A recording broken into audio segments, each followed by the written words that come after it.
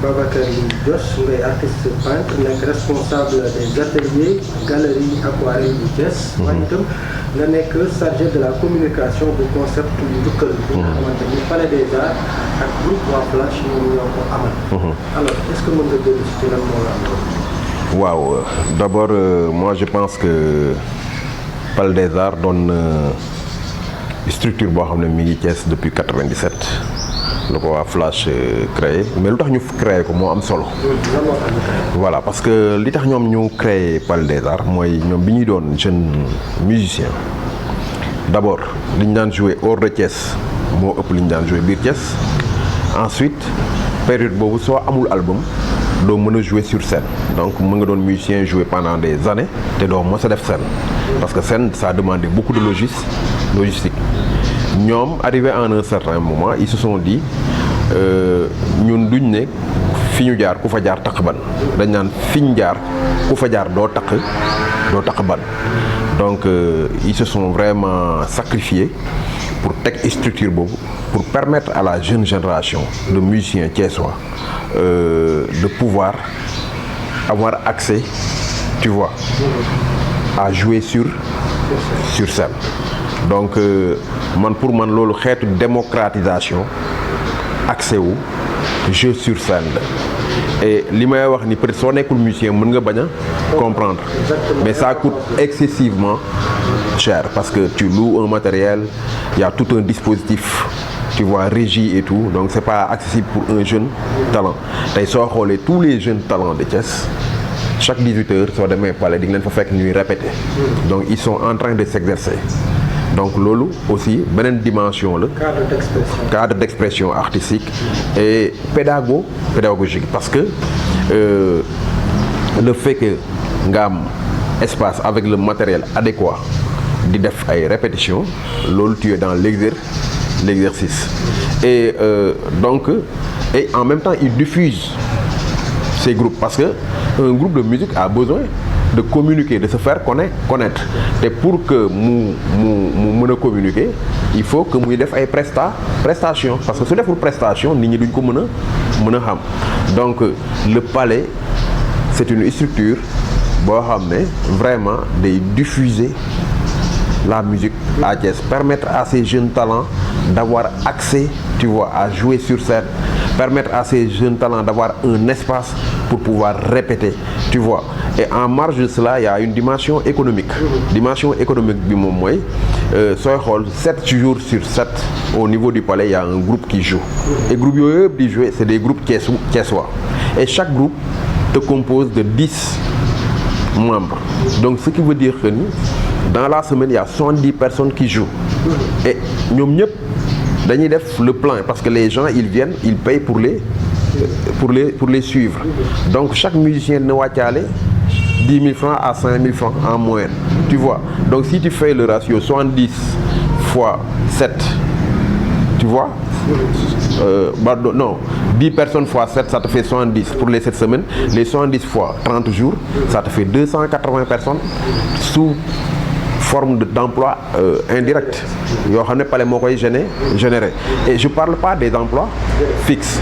Tu vois, moi les vigiles, les serveuses entre autres.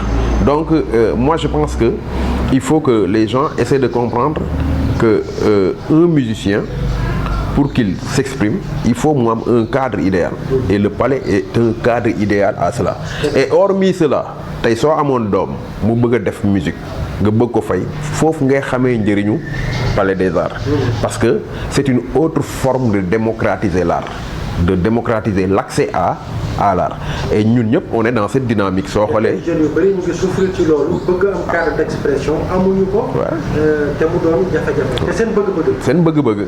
Tu vois des musiciens yoo xam ne def nañ ay 20 ans de carrière mosuñu jouer sur scène. L'accès à l'art c'est pas démocratisé dans nos pays. ñun soo xoolee suñu combat majeur c'est ça. loolu moo tax Baye implanté atelier à Mbour 1 dans un quartier populaire mënoon a dem Saly wala mu dem Dakar foofu la gën a ëppee impact. Tu vois man moo tax ma def ko Sofraco. Donc nous on lutte Palais loolu moo tax ñoom ñu def ko à Thiès. Tu vois nous on lutte pour l'accès et la démocratisation de l'art. loolu am na solo ci wàllu autorité yi nga xamante ni ñoom dañ leen a dénk benn pàcc ci wàllu maanaam culture dafa bokk ci seen compétence décentralisée te bokk na itam ci jàppale askan wi maanaam jeunes yi nga xam ne ñooy yëngatu ci loolu bu doon jàppale buy wëy maanaam bu continuer.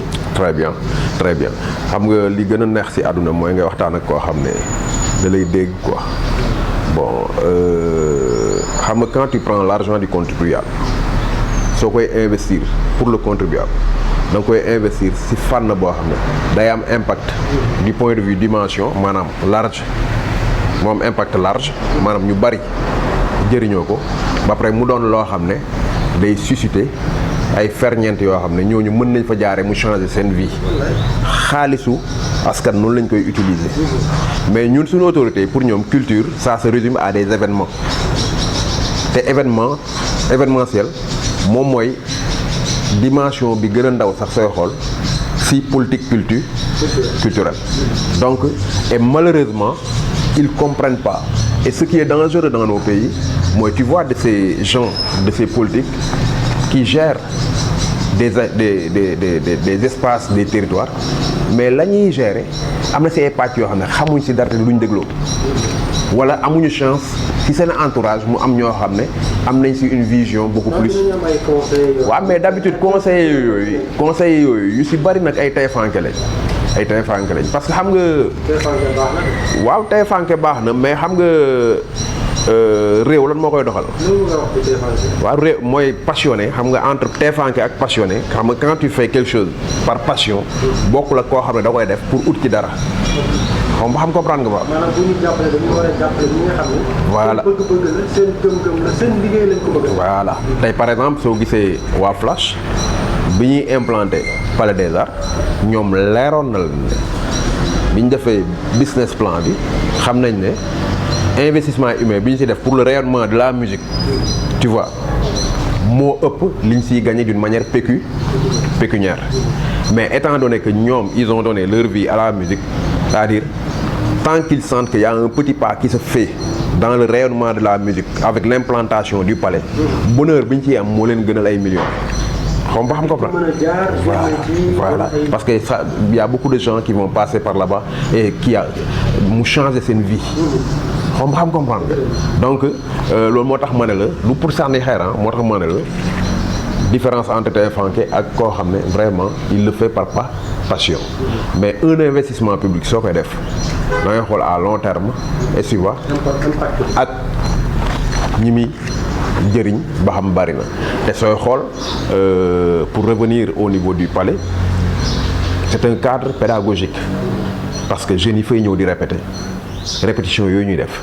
ils s'exercent tous les jours et sous l'œil vigilant de professionnels parce que ñoom dañ fay nekk suñ juumee ñu ne duñ ko defee nii lañ fay defee nii lañ fa defee parce que tey quoi qu'on dise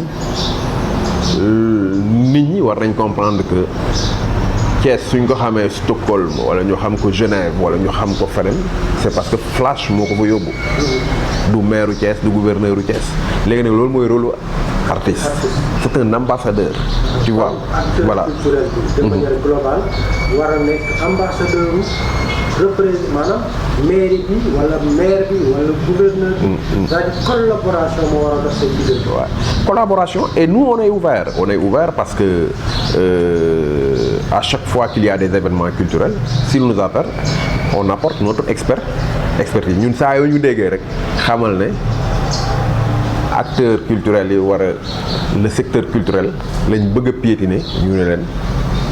kon jot na ngeen déggante pour mën a ànd bu rafet surtout que jamono jii. gis nañu ni acteurs culturels yi bu ñuy dund ba seen catal dund wala sax seen doxin. mu am jafe-jafe cela veut dire que bu ngeen àndoon doxal. xëy na dina soppi condition de vie acteurs culturels yi ñu waaw xam nga doxal ñaar a koy def nous on est ouvert tout le monde le sait yàgg nañ fi organiser ay manifestations. institution bëgg ko organiser xamul fan lay jaar ils font appel à nous suñ ñëwee ñu leen def leen nii ak nii te duñ ci xaar dara loolu yàgg na fay am ko mais nag liñ mu dul nangu maanaam nga woo ñu doxal nga laaj ñu suñu expertise ñu doxal suñ paree ne la reddition des comptes nga ne bilan du fi amee loolu moom duñ ko nangu parce que soo jëlee xaalisu askan bi def ko fenn normalement soo paree war nga tirer les bilans xool fan moo sooxe fan moo réussir li réussir ñu préserve ko comme acquis lu réussirul ñu jéem ko jubbanti. alors ñu dellu si di choix bi nga xam ne mooy Lamine Faye. lan moo tax ngeen choisir. Bon, Lamine c'est une virtuose de la musique sénégalaise et il faut nit ñi xam ne keroog Kulu wax na ko tu peux être musicien et ne pas être artiste comme tu peux être peintre et ne pas être artiste parce que pour être artiste il faut créer. léegi nag ñun dañoo tàmm di wax artiste ma nga foog ne c'est accessible à tout le monde alors que c'est un domaine boo xam ne y a beaucoup d'appelés mais peu d'élus. Comme ba xam comprendre nga voilà mais peu d'élus voilà donc Lamine soo gisee ñu tànn ko c'est parce que si guitare bi noonu guitare voilà il fait partie des élus il fait pas partie des appelés comme man quoi tu vois mais il fait partie des élus parce que dafa créer création boo xam ne tey Sénégal 80% des groupes de musique qui jouent le mbalax ils jouent le marimba te moom moo ko introduire ci musique sénégalaise c'est-à-dire kooku icône la. non kooku icône dañ ko waroon célébrer c'est-à-dire dañ ko waroon célébrer tu vois dañ ko war a célébrer quoi et hormis cela il a fait vraiment rêver il a fait beaucoup de joie à toute une génération sànq wax naa la ko que ni ñun biñ nekkee xale au lycée et tout on faisait des kilomètres et des kilomètres pour aller regarder un concert école polytechnique bu Thiès boo xam ne super jamono mu daan joué. tu vois alors man ma defee recherche gis jafe-jafe yi Lamine Faye dugg. personnellement intérieurement dama am tristesse. mais ku gëm yàlla parce que dem nañ barke démb këram. on a passé la journée ensemble. il se porte bien macha allah dañuy ñaan yàlla mu jëm kanam tu vois mais il était hyper content. et il a carrément dit li ñu koy defal en ce moment nii moo ko gënal ay milliards parce que keroog Toto wax na ko rien que rendre ko hommage de son vivant mu xam ne y a des gens qui reconnaissent vraiment son talent tu vois plaisir boobu rek mën na ko faj donc c'est pourquoi on est vraiment très content de le faire et de le faire à cœur ouvert c'est-à-dire lenn rek la ñuy ñaan la population thiessoise mooy ñu adhérer à ce projet ñoom ñëpp le 9 ñu ñëw participer tu vois à ce grand jour nga xam ne dina am projection dina am show guitare dina am les talents du palais dinañ restituer tout le répertoire de Lamine Faye au moins de par leur présence ñu marquer extrêmement leur reconnaissance vis-à-vis de tout ce qu'il a fait pour la musique sénégalaise et il le mérite tey une personne bu mel noonu su nekkoon en Occident maanaam monument lay doon parce que il doit laisser son nom dans l'histoire de la musique du Sénégal mais malheureusement nos pays tels qu'ils fonctionnent keroog wax naa ko ci conférence de presse bi on n'est pas dans une logique de l'explosion de pensées cumulatives tu vois chacun vient il fait son expérience et il part avec loolu moo tax d'habitude c'est un éternel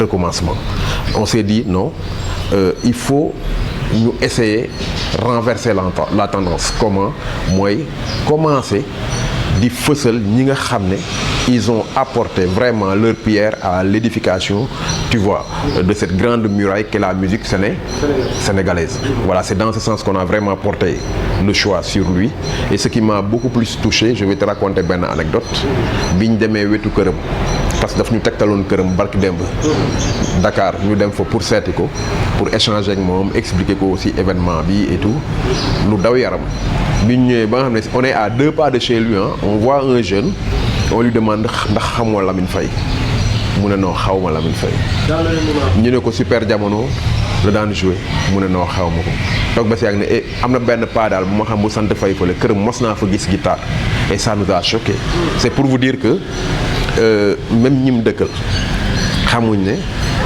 ils habitent avec un monument quelqu'un qui a fait rêver pratiquement toute une génération et loolu vraiment moi je pense que on doit y remédier comment moom mooy essayer faire le maximum possible pour graver leur nom tu vois dans la conscience des Sénégalais. leneen bi mooy war nañoo dépasser nag artiste bu def lu ñu mel. yëngu-yëngu ñuy toll ci situation yoo xam ne day métti lool. mais loolu jot na ko war a jeex. waaw loolu lii moo ko waral parce que ñun fulaaluñu mémoire ak archivage.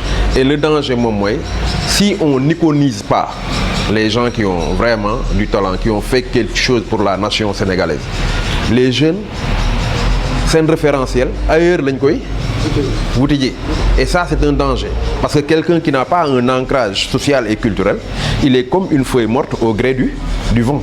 Donc il faut que suñu autorités yi xam ne dafa am ay questions yoo xam ne d'emblée il faut ñu régler ko, mooy la question du mémoire et de l'archivage. Tey su ma la waxee au niveau international, la participation de l'Afrique laa lay wax de l'Afrique à la production intellectuelle mondiale ne dépasse pas 2%.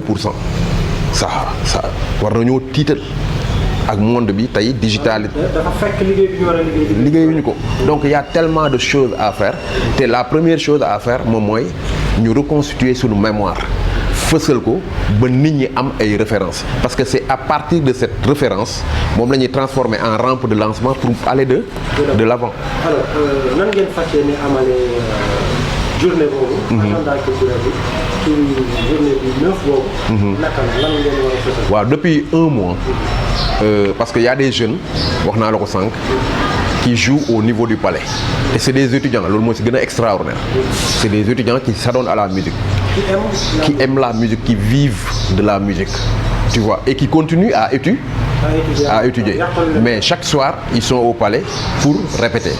Léegi pour créer un pont entre la nouvelle génération de musiciens à Thiès avec l'ancienne génération pour ñu xam li fi jot a am. Et tu vois, on a pensé à ce njukkal. Donc dimension pédagogique boobu c'est hyper important. Et pour te montrer que c'est important moom mooy les jeunes ou bien les talents du palais, depuis un mois ils sont en train de répéter tout le répertoire de Lamine Faye. Xam nga loolu c'est une manière de les replonger, tu vois, pédagogiquement dans le répertoire de Lamine Faye. Quand un jeune arrive à jouer le répertoire de Lamine Faye, voilà. Il est déjà bon. Il est bon, voilà. Et Lamine Faye, par ricochet, il a influencé pratiquement 90% des guitaristes du Sénégal. Il les a influencés, directement ou bien indirectement. Donc ces jeunes ont répété pendant un mois le répertoire de Lamine Faye. Donc durant la manifestation du 9, ces jeunes vont restituer, tu vois, le répertoire de Lamine Faye. Maanaam ñoom ñoo koy jouer, tu vois.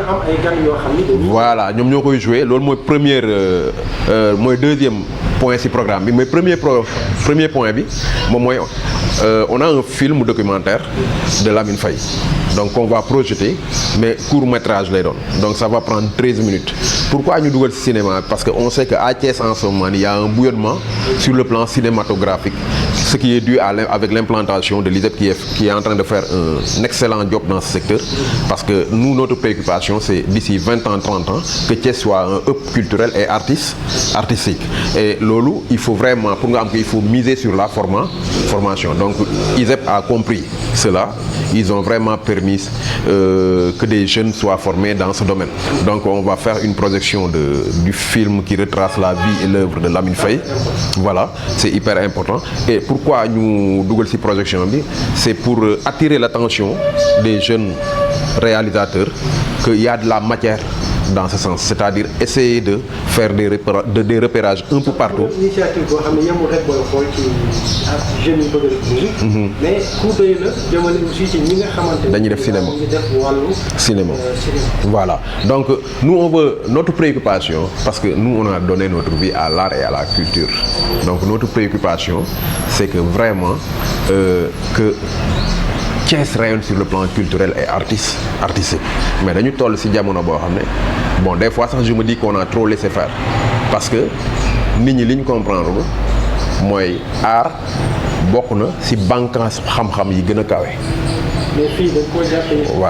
Voilà dañoo jàpp ne foowukaay la, c'est-à-dire monde bi toutes les grandes pensées wala révolution intellectuelle yi am yëpp c'était des artistes qui étaient derrière. Et suñu système éducatif bi la ñu war a reformater les points artistiques ñu dugal ko ci dans la formation, parce que un peuple qui veut vraiment émerger doit être un peuple créatif.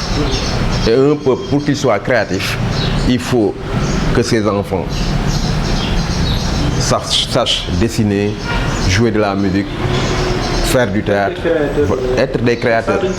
dañ koy susciter en eux, tu vois. Donc noonu lañ koy susciter.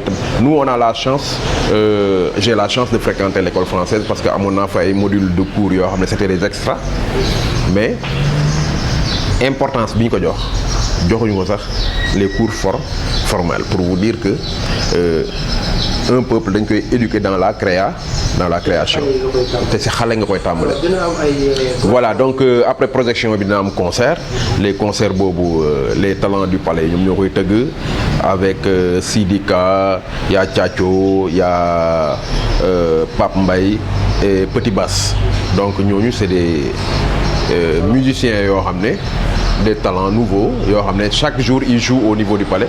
Léegi ñooñu côté chant ñoom ñooy rek woyaat morceau Omar Pène yeeg le Misew jamono yi, et tu vois les instrumentistes jouer, tu vois. Léegi le troisième point moom mooy y aura un guitar show boo xam ne Vieux Mac Faye day ñëw, y aura Doudou Konaré, un ancien du Super Diamono, et Toto. Mais il y a aussi Fallou Dieng, Salam, Moussa Traoré, Idrissa Diop, tu vois ñoom ñëpp. Voilà. Bon, Lamine on est en train Vieux Mac waaye Souleymane Faye ñoom ñëpp, voilà Souleymane Faye, voilà. Bon, on est en train de voir, mais c'est très possible, mais on est en train de voir quoi. Donc ñoom Souleymane Faye ñoom ñëpp dinañ ñëw. Donc ñun c'est pas l'aspect purement festif qui nous intéresse, mais c'est vraiment jour boobu que tout le Sénégal se rappelle de Lamine Faye, et que surtout ñun ñi nga xam ne il a marqué notre génération, tu vois, on les sollicite vraiment à venir massivement pour soutenir quoi cet événement. Machallah, mu nekk événement boo xamante ni li mu ëmb bari na. dafa wax lépp vraiment. c'est multidimensionnel. Très bien. Alors ñu bàyyi la juste le tableau.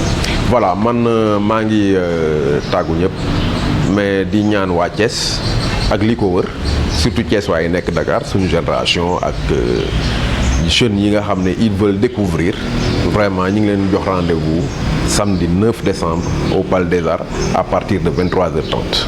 jërëjëf Babacar Ly Dios, ñu fàttali ni artiste peintre nga, nekk responsable atelier galerie aquarelle fii ci Thiès, nekk itam chargé de la communication du concept njukkal bi nga xamante ni Palais des Arts ak groupe La Flash ñoo ko amal ngir delloo njukkal ce grand guitariste Lamine Faye. ñu ngi lay sant di la gërëm di la jox. Merci Ibrahima.